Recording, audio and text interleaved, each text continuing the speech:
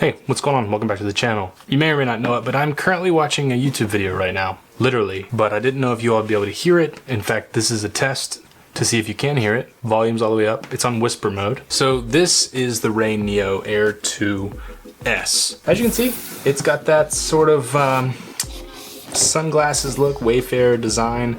But actually, these are two screens that shine into your eyes in a way. All the computers housed up here shines down onto this glass, which is then reflected into your eyes. Some of you may have seen a video I did on the channel reviewing a competitor to these, and I had a lot to say about AR and this style of computing experience in general, how I felt the promise of the theory of the idea of it let me down. And I had some things to say about that product, but now after testing the RayNeo Air 2S's, I think it's just the way of this technology. And I'll stop sort of skirting around it and get to the point here in a second. Special thanks to RayNeo for sending out both the Air 2S's as well as this, which is called a Pocket TV. I have a lot to say about this as well, which we'll get into here in a second. But first, I wanted to start with these. So special thanks again to RayNeo for sending these out. If you want to pick yours up at any time during this video, links in the description, and I will try to get you all some kind of discount if I can. Before we dive into this review, I want to say, please consider subscribing to this channel if you're interested in tech reviews from an intentional living and minimalist perspective. That's what we do here. Like this video for more, and let's get into it. Right, so something I've noticed is my eyes, personally, are a little messed up. In a recent review of a different product very similar to this one, I mentioned in the bottom left corner things were blurry, and I thought it was a product defunct. It's something wrong with my eyes, and I've read the comments about products like these and on my channel about IPD and things like that, how not everyone's eyes are the same, of course, the same width, the same narrowness, forward, backwards, they might be different a little bit this way as well, and I think my eyes are definitely a little more funky than usual. I've had other friends around the studio try these and they didn't have the same problem I did, so that's a me problem, and I just want to again talk about this technology in general. So the idea here is XR, AR, like this idea of a screen floating in front of you. I reviewed on the channel something like the Even Realities, which is very much like, feels like something's out in front of you. These are a little bit different. These are kind of an in-between something like the Apple Vision Pro and something like Even Realities, with like a heads-up display in front of you that you're walking around your natural world, but you have a screen or some sort of display floating in front of you.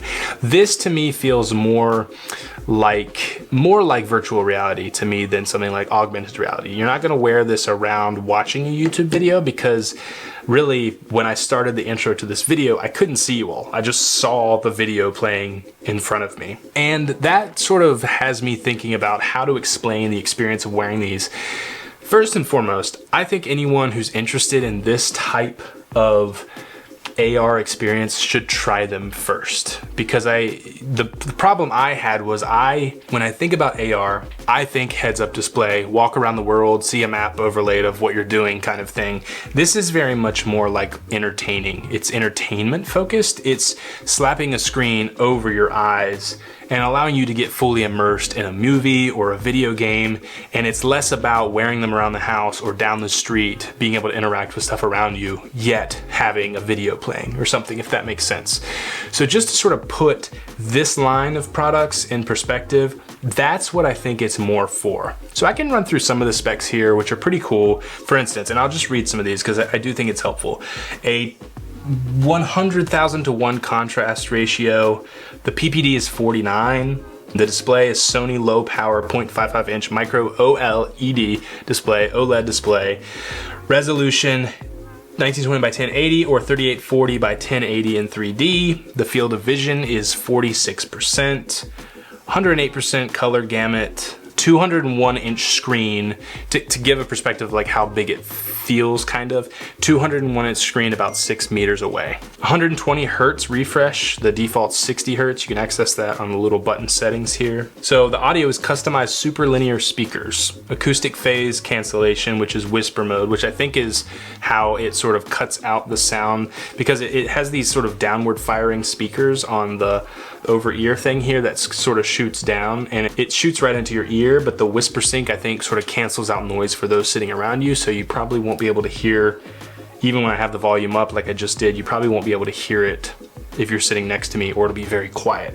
And I think that's a really cool thing. You know, this is sort of personal computing or personal entertainment, and you don't want others around you to be distracted. USB-C to USB-C, you can plug this right into an iPhone, I think starting with iPhone 14, maybe 15. I have the iPhone 16, it works, it mirrors your phone, which sort of leads me into my next point, which this is basically just a monitor, if that makes sense. So it acts as a monitor. So if I plug this into my phone, it thinks it's an external monitor. It's just gonna, you know, mirror my phone screen. If I plug it into my Mac, it's gonna mirror my Mac screen, which is cool too. But that's just sort of how these work. And I think that sort of also puts into perspective what these are. So to me, it feels less like I'm looking at the room and I'm seeing a projector floating out in front of me.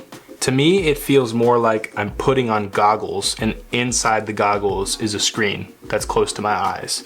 So I think, you know, in marketing materials and stuff, these companies sort of show like someone sitting on a couch playing, you know, Nintendo Switch, and there's a screen floating out in front of them, but it doesn't quite feel like that, if I'm being honest. Now, that said, the way this has been built, it's very light. There's nice plastics here. I think the design is incredible. These pieces here, which actually show the projection, are big and wide. In terms of if you set your mind on, I want a personalized entertainment experience to lay on my couch and watch and, you know, play my Nintendo Switch with this plugged in, or to use this to watch YouTube videos or other entertainment, which we'll get into in just a second, or to use my phone, right?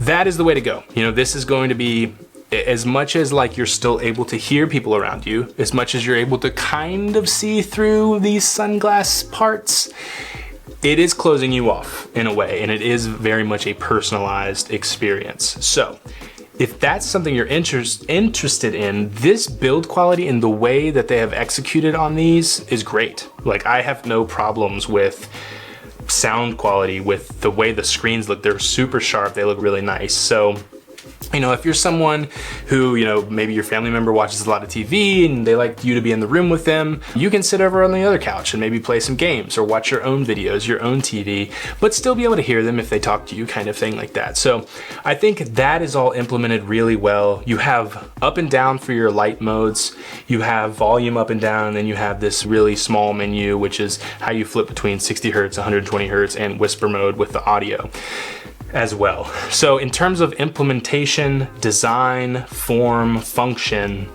you know, it's all here, but you do have to sort of come at it with the perspective of, I want a personal computing unit which allows me to get immersed into some content without others having to be bothered by that. I think that is the angle at which these will best be used. Some other points: 600 maximum nits of brightness, which is actually kind of wild. I mean, if you think of like a phone, they're like up in like the 1,000 area, but that's because it's a display here that has to fight sunlight and stuff. This is sort of like a closed in area that's already kind of dark. So 600 nits is actually really bright. I guess there's 10 levels of brightness, it says. I'm usually in like the 7 or 8 notch area of brightness is most comfortable for me, so it can go even brighter. Something else that I think affects me more than some others is the edges of the screen are blurry to me, and it's almost like the screen is too big for the viewing area. But you know, reading some comments on a previous review that I made, a lot of people don't have that problem. So I think that's also a problem with my eyes. And again, I think that might be a reason why you would want to test these out before getting them,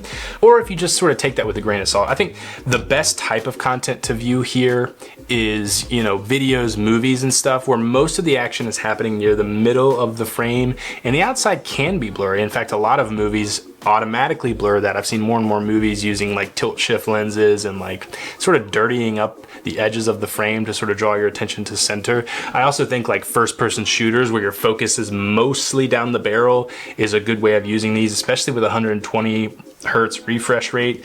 You know, gaming on these is probably super excellent. I haven't gotten to try it, but just, you know, the specs of the thing make that sound pretty cool on these. Where I don't see these being as functional, which is kind of what I wanted to use this type of product for, is like, you know, productivity, like actually plugging it into my computer and working in that way and sort of having a big screen in front of me. Again, it's not quite like having a big screen in front of me, and because the edges are blurred for me in a way, which I do think These edges look better than some competitors out there, just saying that. But, you know, going up to hit the X or like, you know, certain things that you would want to access on like your Mac and you're used to accessing sort of peripheral area, they're not as bright and it's kind of hard to like see where you're clicking, and you know, so and that might not be the case for everyone. That's just how it's been for me. So I definitely think using these as a personalized entertainment first device is the proper way of looking at it, in my opinion.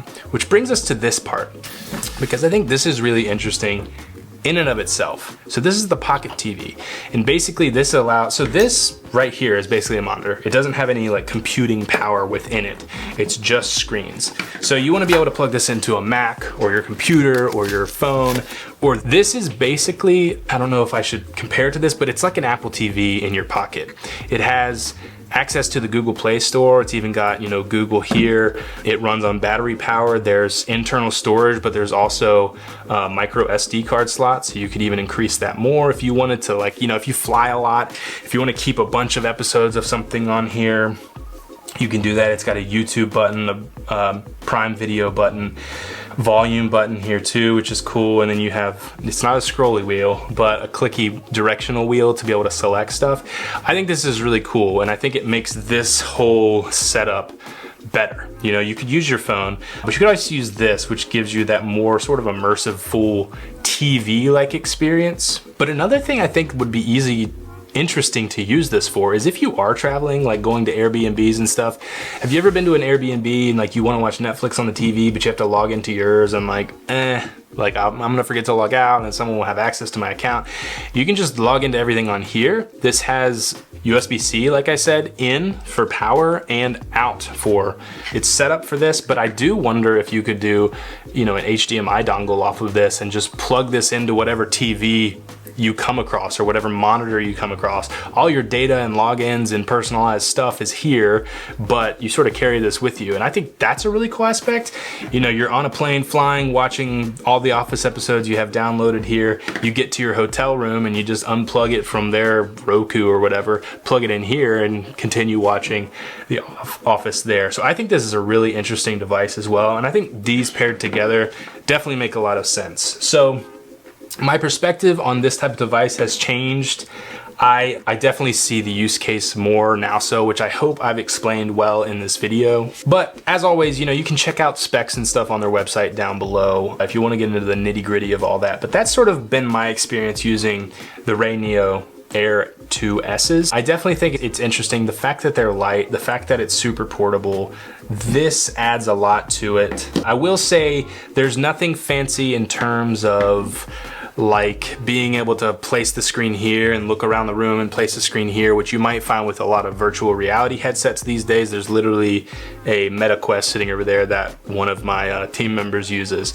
It's not that, it's just a screen that is just pasted basically to the inside of these glasses. So there's not like any sort of like productivity hacks or anything like that, or like picture in picture so you can be doing dishes and have a video up here in the corner. It is what it is, and I think I've tried my best to explain the use case that I think it's best for. But again, links in the description. Hopefully there will be some sort of discount for this, and Black Friday's coming up. I'm sure they'll be gonna be running deals as well. So pick yours up if you think this could be cool for you, or maybe you have a kid who's getting older who, you know, loves watching YouTube or something. You could grab these. Don't give them too much screen time, but it's an interesting device and definitely cool for, you know, travel, things like that, where you can't lug around your TV with you, you can't lug around your computer monitor with you. And I would say maybe the occasional like coffee shop, email hop, maybe, you know, if you want to do some emails on this or something in a way that people can't read over your shoulder, it's something you can do as well. Special thanks to RayNeo for sending these out. I truly appreciate working with you all, and I'm looking forward to seeing what you guys come up with in the future. That's gonna do it for this video. Thanks very much for watching. If you enjoyed, please consider subscribing, like this video for more, and watch this video next. I think you're gonna love it, and we'll see you all in the next one.